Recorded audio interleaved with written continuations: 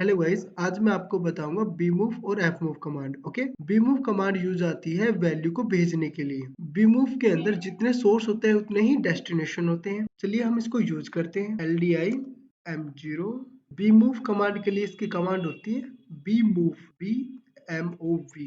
Okay, उसके बाद enter करोगे। S के अंदर सोर्स यानी कि सोर्स एड्रेस और D के अंदर डेस्टिनेशन, जैसे कोई भी आप डेस्टिनेशन डाल सकते हो D10।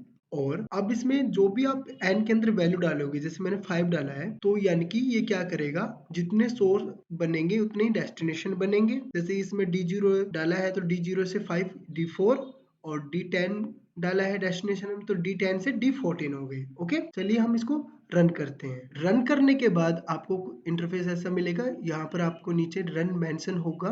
अब इसके अंदर आप जो भी वैल्यू डालोगे, जैसे कि इसके अंदर वैल्यू डालने के लिए राइट क्लिक करेंगे और चेंज प्रेजेंट वैल्यू पर क्लिक करोगे और यहाँ पर आप वैल्यू डालोगे। जैसे मैंने यहाँ पर 10 डाल देता हूँ। 10 डालने पर यहाँ पर आपको 10 शो हो गया है। ठीक है, मैंने 5 डाला था n के अंदर, तो D0 के बाद आता है हमारा D1 और यहाँ पर आप वैल्यू डालोगे, कोई भी रेंडमली वैल्यू डाल सकते हो आप। 23।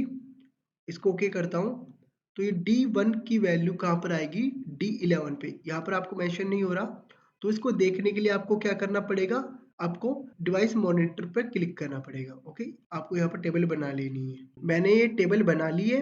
अब जैसे मैंने D0 के अंदर 10 डाला था तो वो मेरी D10 पे वैल्यू आ गई थी और D1 के अंदर मैंने 23 वैल्यू डाली थी तो मेरी D11 पे आ गई। ठीक है, अब जो भी वैल्यू डालोगे, अब D2 के अंदर कोई भी अदर वैल्यू डालता हूँ तो वो वैल्यू मेरी D12 पे आएगी। ये नहीं होगा कि आप D2 पे वैल्यू डालोगे तो वो D14 पे आ जाएगी, ऐसा नहीं होगा। ओके, क्योंकि देखो D0 1 पे है, D1 2 पे है, D2 3 पे है, D3 4 पे है और D4 5 पे है। ओके, सीरियल है, उसी टाइप से इसके जो डेस्टिनेशन के इन पे भी है। ओके, ये हमारा है bmove। ओके, यानी कि जितने सोर्स होंगे उतने ही डेस्टिनेशन होंगे। आप सोर्स में जो भी वैल्यू डालोगे वो डेस्टिनेशन के अंदर आएगी। ये क्या है, bmove। bmove का यूज आप वहां पर भी कर सकते हो, जैसे कि bmove में सोर्स के अंदर आप जो भी वैल्यू डालते हो और डेस्टिनेशन को आप किसी भी काउंटर की प्रीसेट वैल्यू की जगह आप उनका डेटा एड्रेस डाल देना। तो इसी मूव के थ्रू आप काफी सारे काउंटर के अंदर अलग अलग वैल्यू डाल सकते हो। ओके, एफ मूव क्या होता है हमारा, एफ मूव होता है फिल मूव।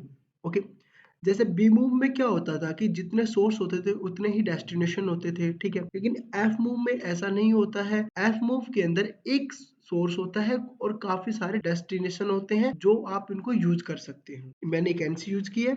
एफ मूव के लिए कमांड होती है F move, FMOV enter. F move के अंदर आप कोई भी सोर्स में डेटा एड्रेस डाल सकते हो। जैसे मैं इसमें D0 डाल देता हूँ। डेस्टिनेशन के अंदर भी आप कोई भी एक डेटा एड्रेस, जैसे मैं इसमें D5 डाल देता हूँ। और अब जो भी आप n के अंदर वैल्यू डालोगे तो वो क्या करेगा, ये डेस्टिनेशन की वैल्यू को बढ़ाएगा, ना कि सोर्स की। ओके, बी मूव में सोर्स और डेस्टिनेशन दोनों की वैल्यू को इंक्रीज करता था, लेकिन एफ मूव में ये ओनली फॉर डेस्टिनेशन की वैल्यू को इंक्रीज करेगा। मैं इसमें 20 डाल देता हूँ। अब हम इसको रन करते हैं। रन करने के बाद आप इसके अंदर जो भी वैल्यू डालोगे, ठीक है, वो D5 से 20 तक, यानी कि D5 डेस्टिनेशन के बाद में जितने भी आपके डेस्टिनेशन होंगे उन सभी के अंदर सेम वैल्यू जाएगी। ठीक है, आप ये सब चीज मॉनिटरिंग टेबल के अंदर देख सकते हैं। देखिए, अभी मॉनिटरिंग टेबल के अंदर वैल्यू 0 है। अब इसके अंदर जो भी वैल्यू डालोगे, 4 डाल देता हूँ, तो सभी वैल्यू किसके अंदर आ जाएगी, D5 से कि नेक्स्ट 20 तक होंगे उन सभी के अंदर क्या आएगी, 4 वैल्यू आ जाएगी। ठीक है, ये आपका एफ मूव होता है। Okay, bye.